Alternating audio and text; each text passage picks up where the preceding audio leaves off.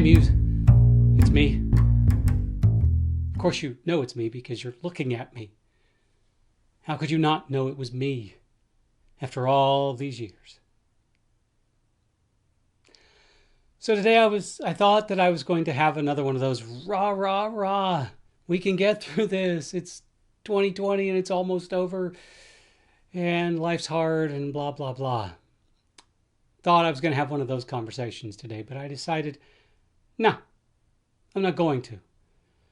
No matter how much this year tries to get me and you and everyone else down, I'm going to continue persevering and we're going to have a conversation about something else.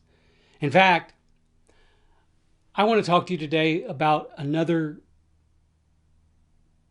technical aspect of writing, of my writing. And this is yet another something that you're not going to hear from the textbooks or your teachers or the other writers that you look up to. Not that you look up to me because, I mean, I'm 5'4". There's not a whole lot to look up to. Yeah, I just gave away my height. Now everybody's going, he's short. Yeah, I am. Big deal. Never bothered me. Actually, I never even noticed that I'm short unless I see a picture of me standing by someone tall or average.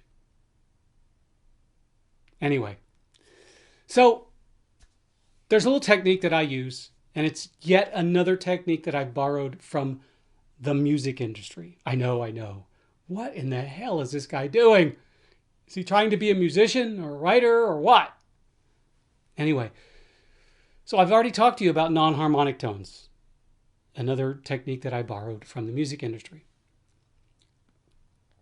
What I want to talk to you today about is something that I do with, or try to do with every book that I write. And I don't know how much about music that you understand. And granted, I was a music minor for a brief period of time before I realized that I just didn't have time. On top of my theater major, wherein I was in classes all day and then rehearsing all night, I didn't have time to study to be a music minor because that shit's hard. If you've ever studied it, you understand. Anyway, what I want to talk to you about today is melody and counter melody, something that I use frequently in my writing. Now, what is melody and counter melody? Without getting too technical, melody, you know what melody is. Melody is the predominant line of music that you hear. Oftentimes, it is what the singer sings. If you're thinking about pop music or rock or whatever, it's the melody that drives the words. That's the melody. It is probably the first thing you listen for, most people. Counter melody, on the other hand, is secondary to the melody. It's not the chords. It is an underlying melody that plays against the melody. Sometimes literally playing against the melody. Sometimes it creates dissonance, but sometimes it stays within the harmony of the melody. And sometimes it's not easy to hear. But what the counter melody does is convey something completely different than the melody. Right? So you have the melody up here, la la la la, and then you have the counter melody down here. That gives us, what it does for music is it gives it texture. Aha. There's our first keyword right there, texture. And without counter melody, a piece of music, especially classical music, would sound hollow. You don't want that. You don't want hollow music, just like you don't want hollow writing. Now, how in the world do you apply this musical technique to your writing? It's crazy, right? No, not necessarily. Let me give you an example, not necessarily in the world of writing, but what I'm going to talk about right now is subtext. You all know what subtext is, right? It's what It's what somebody conveys to you beyond the words. They may say, I love you, but the way they say it tells you that they may not.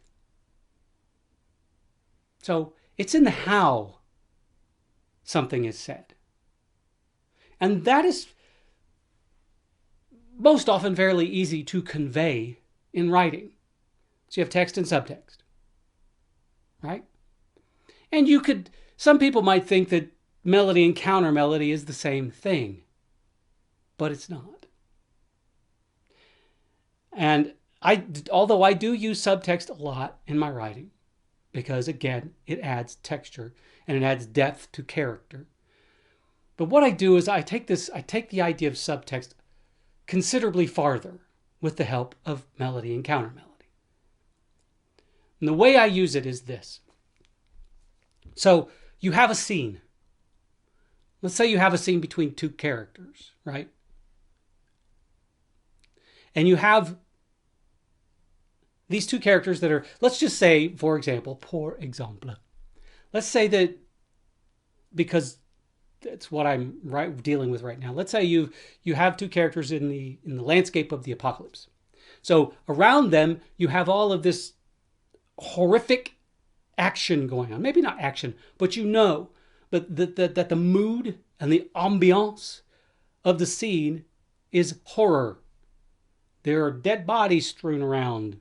There are monsters, whatever those monsters might be. There are monsters attacking either each other or other people. But the landscape, the backdrop for which these two characters are in, is horrific.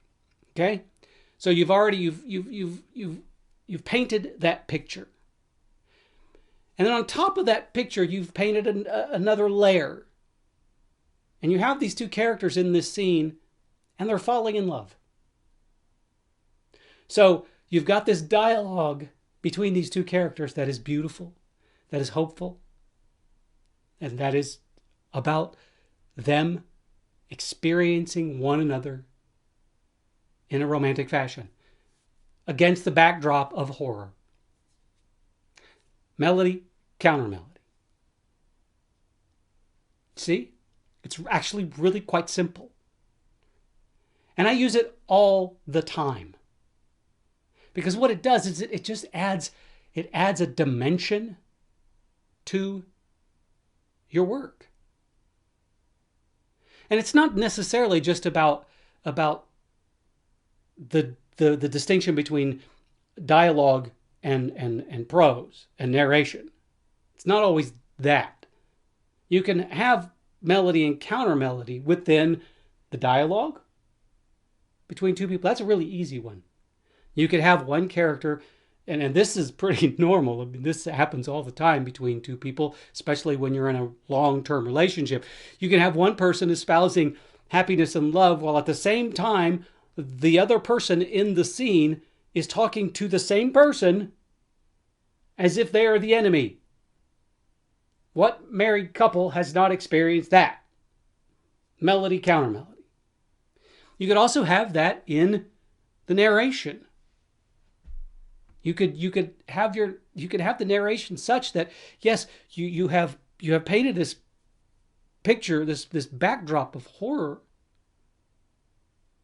while at the same time, all of a sudden, you have this beautiful flower sprouting up from the ground.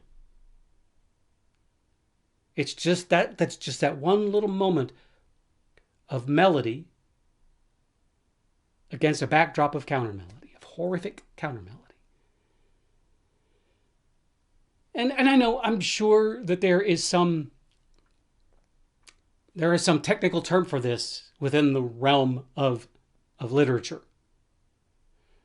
I, being someone who did not study literature in college, I did study it, but I didn't study it with the idea that I was going to be a writer someday.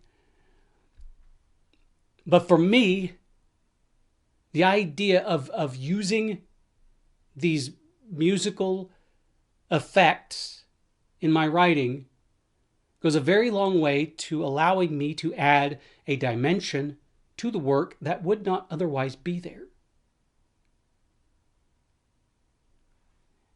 it allows me at times to almost write against myself, right?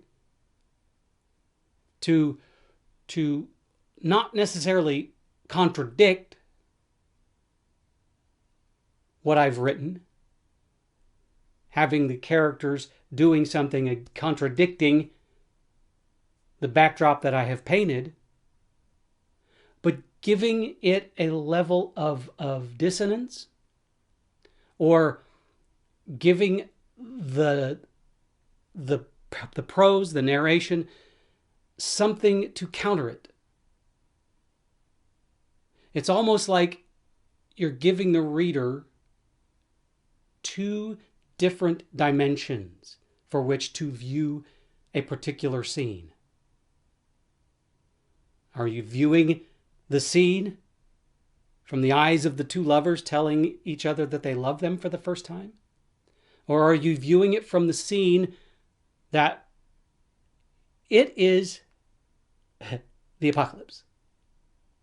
And one of the a very common thing, especially in apocalyptic literature, is that you don't get pregnant during the apocalypse, because the last thing you want to be doing is carrying around a baby when there are zombies or cannibals or whatever around.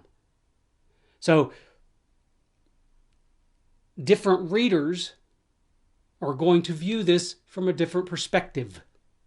So you have these two lovers, these two people falling in love against a backdrop of the apocalypse, and one reader is going to say, don't do it, don't do it. Don't fall in love, because it's just going to lead to babies, and that's going to lead to your death. While you're going to have other readers say, oh, there's hope. There's always hope. One is not more right than the other. They're just different. And it's always good to be able to not necessarily appease both sides of that coin, but to offer them something that they can connect to. And melody counter melody gives you the opportunity to do just that, without being heavy-handed, without feeling or seeming like you're pandering. It just adds layers and depth to your work. And maybe I haven't explained this very well, and I'm sure that there are better ways to explain it. But maybe if you don't quite understand it right now, get on our good friend Google and Google melody counter melody and read about it. And maybe somebody out there has done a better job of explaining what melody counter melody is than me, obviously from the perspective of music, because I don't think many people have ever said, hey, let's use melody counter melody in the world of writing. The same way they never said, let's use non-harmonic tones in the world of writing. There's another musical technique that I use in my writing, and I'll address that some other time. Not going to tell you what it is, though. But one of the things that I've said this, I don't know how many times. When I'm teaching acting, one of the first things I always tell my students is, I want to help make you a better artist. Not necessarily a better actor, because by learning to be a better artist, you will be a better actor. Because actors have to draw from music, from literature, from painting, from sculpting, from dance. They have to draw from everything. And if you're just focusing on being a better actor and not being a better artist, you're going to miss out. The same thing holds true for writers. If you don't learn about music, about acting, about theater, about directing, about painting, if you don't learn about all of those different artistic mediums, you're missing out on so many layers that you can add to your writing. And that's one of the reasons why I'm so thankful that I came to writing from a different medium, from a different training. Because I don't feel like I'm limited. And I'm not saying that people that studied writing in college with the idea that they were going to be a writer, I'm not saying that they're limited. I'm just saying I personally don't feel limited. I don't feel constrained by the rules set down by writers and by teachers of writing.